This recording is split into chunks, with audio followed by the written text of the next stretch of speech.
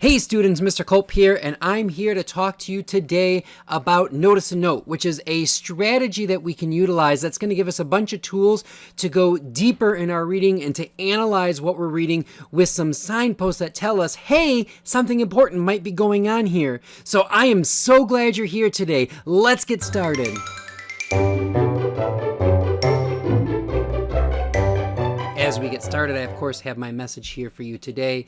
There's no person in the whole world like you, and I like you just the way you are. I hope somebody tells you that every day, because who you are, your uniqueness, your weirdness, your quirks, those are what make you you, and you should celebrate them. So thank you for being you.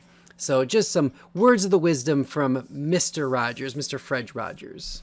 All right, so our goals for today are simple. We want to learn a close reading strategy to assist in finding and analyzing conflict. Now, conflict is something that you should have been learning about. Remember, there's internal and external conflict, and conflict is what drives our plot, what drives our stories forward. If there's no conflict of any sort in a story, then it's probably not a very good story. But enough about conflict. You've learned about that. You can watch the other video about that if you need to. Let's get into today's lesson, which is about Notice and Note. This is a close reading strategy.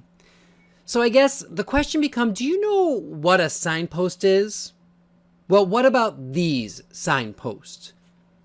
Do you know what they are? Do you know what they mean? Each of these signposts does something. They give us directions. So here's the thing. Writers use signposts in their writing that give us opportunity to have direction. They're basically telling us that we should stop, notice them, and take note and interpret them. Over the next few weeks, over the next few lessons, we're going to be talking about 6 specific different signposts that appear in almost every text we read. They appear in almost every movie we watch. So today, we're going to start this journey with contrast and contradictions.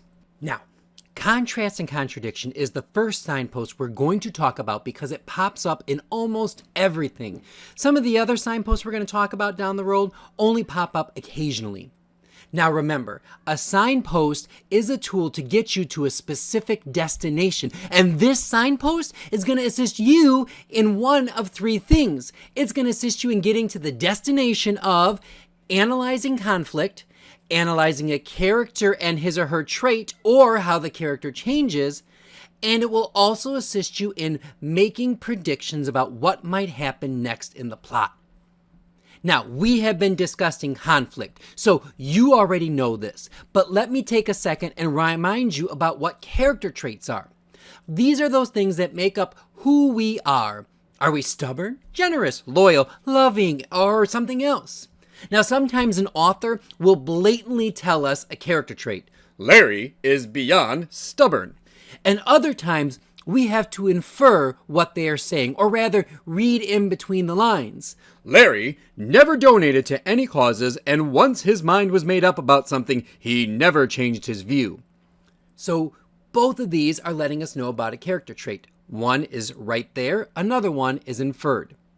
A character change is when a character changes. Now, I'm not talking about changing their outfit, but a personality change or a change of the heart. Perhaps we read, when walking into the store for the first time, Larry put some of his extra change into the Salvation Army bucket. He felt good about donating the money. It was a new feeling for him, and he liked it. So we're seeing that the character is changing. And again, the signpost will help us analyze that change. And the last thing here that maybe is new or you just don't quite remember is making predictions.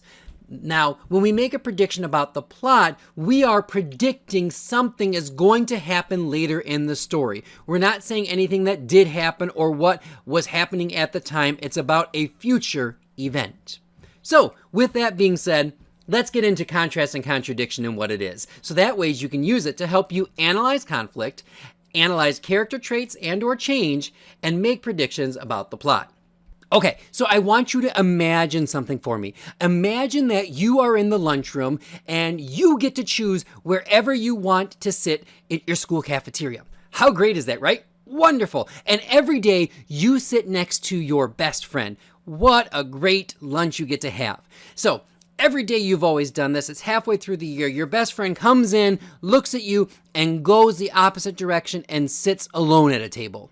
What would you do? What would you think? This is the opposite of everything that they've always done, everything you've known them to do. This is surprising you. Well, this is kind of a contrast and contradiction. It's different from what normally happens. Would you start thinking like, oh my gosh, what did I do? Did I do something to upset them? Or, oh, they must be really upset today. And then maybe you would think like, I should just give them space. They probably have to work this out. Or I should go over there and talk to them. They probably need someone. So you immediately begin analyzing the situation and problem solving it. That's what we need to do when we read and see a contrast or contradiction. Another example, think about the Harry Potter books. I don't know how many of you have read these. If you haven't, they are fantastic. You should read them, especially if you like fantasy. And I want you to think about this character, if you know who that is. That is Hermione Granger. When we first meet Hermione Granger, she kind of comes across as a know-it-all. But throughout the book, we kind of learn that she's smart, she works hard, that she always does her work. That's just the type of character she is. Well, what would you think if she came into class one day while you were reading and she didn't have her homework done and was confused about what she was doing? This is the opposite of everything we knew about this character. She is contradicting everything that we know about her. So that is contrast and contradiction.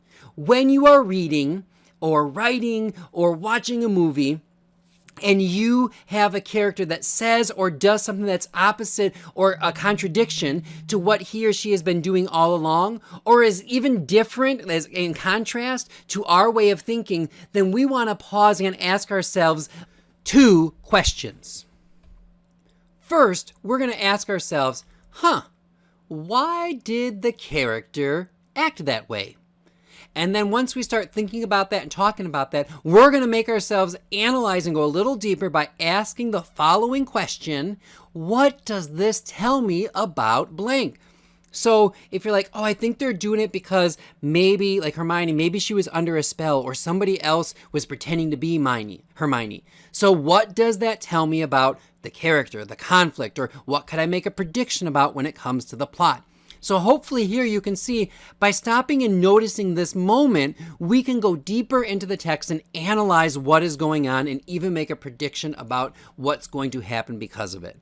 So let's review. We have to stop and notice and note when we see a contrast or a contradiction in our text or in a movie we're watching. What is a contrast and contradiction, you ask? So glad you asked. It's when you are reading and a character says or does something that is opposite or contradicts what he or she has been saying or doing all along, or is different from our way of thinking, which means it contrasts it. This should signal us to stop and ask the following questions.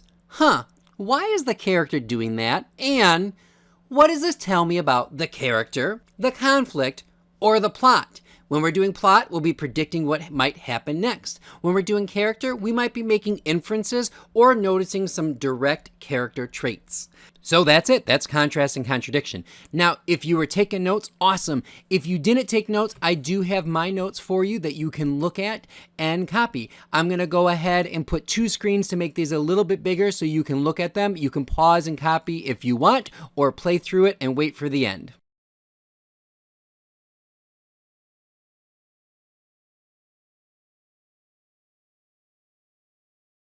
Hey, welcome back to the video. So our goal for today was that we can learn a close reading strategy to assist in finding and analyzing conflict. But my friends, we did 2 better, because not only did we look at how we can analyze conflict, we also talked about how it's going to help us analyze characters and assist us in making predictions. So that's awesome. Now we're going to be talking more about how we analyze characters and character traits and character change throughout the year. So we just wanted to lay the groundwork here. So we're going to talk more about that in future lessons. But hey, look at how awesome we did today. Look at all that we learned. So in order for you to see this strategy in action now, though, and also to practice it, you are going to use the story Thank You, Ma'am. We will be doing this either during class, or you can watch the Thank You Ma'am video that walks through a gradual release where we give you some examples of what it looks like and slowly ask you to do the work yourself. So thank you as always for watching. I hope this helped you out. I hope you're like, ooh, I think I get it. I can analyze my conflict. I can go a little bit deeper than I was before. I'm so glad that you were here today to share in this lesson with me. Have a fantastic rest of your day.